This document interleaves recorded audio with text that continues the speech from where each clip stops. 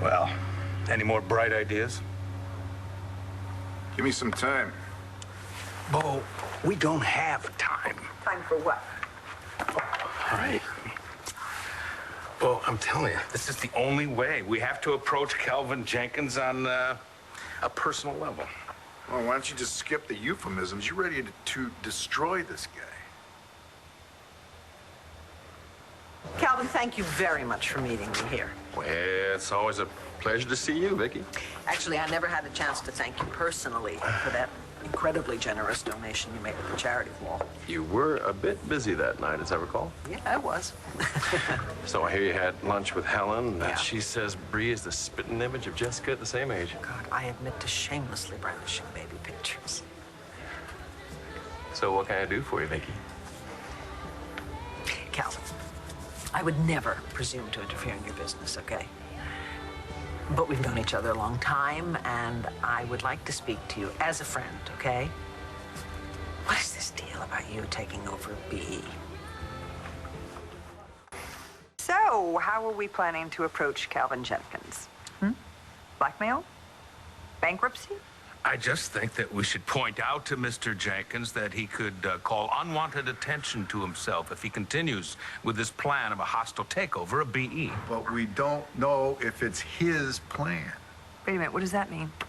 Well, Calvin was willing to change his mind after I talked to him, and then he made this phone call. After the call, he decided to move on. Probably the same person who's pulling the strings of Webster and Cobb. Yeah, well, the problem is, Calvin Jenkins has an impeccable reputation, so even if you wanted to get down and dirty, there's no dirt. Is there? There's always dirt. You know, for someone who doesn't wish to seem presumptuous about interfering with my business decisions, you are seeming a bit presumptuous. It just doesn't seem like you, you know? I mean, you were a real friend of Ace's, and I don't think you're anything like Webster and Cobb. They were so eager to cannibalize BE that they didn't care about the people involved. No, I'm not like that. No, you're not. I mean, I understand business. You know, it's perfectly natural that when Ace had died, his competitors would go and poke the sleeping giant, see if it could defend itself. And anybody who doesn't think Ace's boys are going to fight back's a damn fool. Here's the thing. I did a little research, okay? And as far as I can tell, if you succeed in pushing this deal through, the benefits to your company are marginal at best. Why are you doing this? I don't owe you an explanation, Viki, and I really don't want to see my business strategy plastered all over the front pages of the banner. Well, it wouldn't be, okay? It wouldn't be. I'm doing this because I care about Clint and Bo and you. I don't suppose you subscribe to my brother's newspaper. It's a tabloid. Yeah, right. But I'm quite sure that somebody must have brought your attention to the article about BE that appeared there. Yep. Didn't believe it when I first saw it. Yeah, neither did I. So what are you telling me, that Clint's going to try and blackmail me like he did with Webster and Cobb? I don't know what Clint is planning, but I can tell you that these attacks on his company have brought out an extremely ruthless side of him. I got nothing to hide? Well, that's good. So Clint sent you here to me? No, he has no idea that I'm here. I'm here on behalf of my children and my grandchildren, because it's my family too, you know. Oh, so now I'm the one threatening to bankrupt the poor Lord family, is that it? Oh, come on, this is not about money. I'm trying to figure out why you're doing this. And you don't seem to want to give me an answer. No, I don't really want you to take that intelligence to the BE board. Look, I am sorry, Viki, but I cannot talk about this, okay? Oh, Calvin,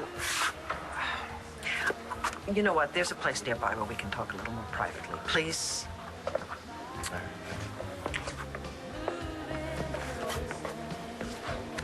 Clint had Balsam do some digging, and he found something, apparently. I don't think we should have this conversation with Nora. Why? Because I'm the DA? There's nothing illegal going on. It's just that I've leaned on you a little too heavily, I think. Well, since I don't approve of your new methods of doing business, perhaps I should leave, which I'm more than willing to do.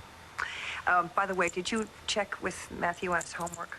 Yeah, he's finished. He's in the kitchen there helping Nigel. Did you go over his mathematics with him? Yes, I did. Set theory. Oh, bless you. But he wants you to proofread his essay. He doesn't think I can spell. How would he know? He can't spell either. Buchanan. Yeah, we're both right here at the house. Sure. Why not? I'll see you then. It was Calvin Jenkins. He's on his way here. Ah, Mr. Jenkins, please come in. Miss Hannah, it is a pleasure to see you again. Likewise. It is my understanding that you are now the proud owner of this establishment and that some fortunate fellow named Chuck occupies the ranch. Yes, well, but B.E. is all in the family. Just the way Asa intended it. Calvin didn't tell you what he wanted to talk about? No. Well, couldn't you have asked? He wants to meet face to face. He's going to tell us soon enough. Thank you. Good luck, guys. Gentlemen, I'd like to thank you both for seeing me on such short notice. What can I get you to drink? Is it still like 2 fingers of bourbon, maybe a splash of water? You better add a third finger. Bourbon. Makes me think of that hunting trip that we were talking about the other day. Hell, I was barely out of college. Waking up, beer for breakfast, trying to keep up with your old man. No, I still remember the headache. All right, you didn't come here to swap old drinking tales, so let's stop wasting time. There's no way in hell that you're going through with this deal. Well, that's no way to treat a guest in your house. Guest? He put our company through hell for the past few days, and now he's here in Ace's house to try and drop the hammer. Well, let me tell you something, you son of a bitch. What are you smiling at? I was just seeing the picture of your pa behind you and watching you get as riled up as he does. It does bring back the memories. What's going on, Cal? Clint's right, I did come about business. I want to talk to you both face to face. I have decided to back off at this endeavor.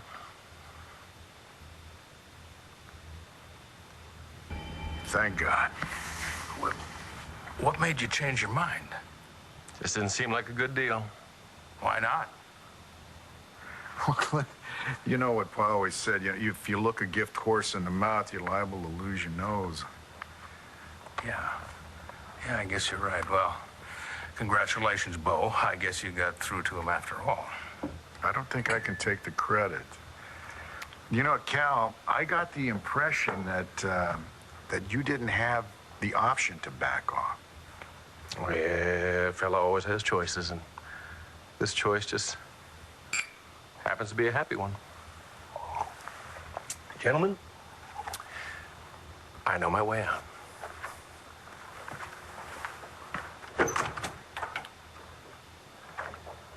What just happened here? Hey, I just saw Calvin leave, by his own accord. There was no shoving, no shouting, no breaking of precious objects. He backed off. I didn't do anything. I didn't even mention anything that Rex dug up. Calvin just showed up here to say that he was calling everything off. Because of you? I wish I could take the credit. I think there's more at play here. Wonder what convinced him.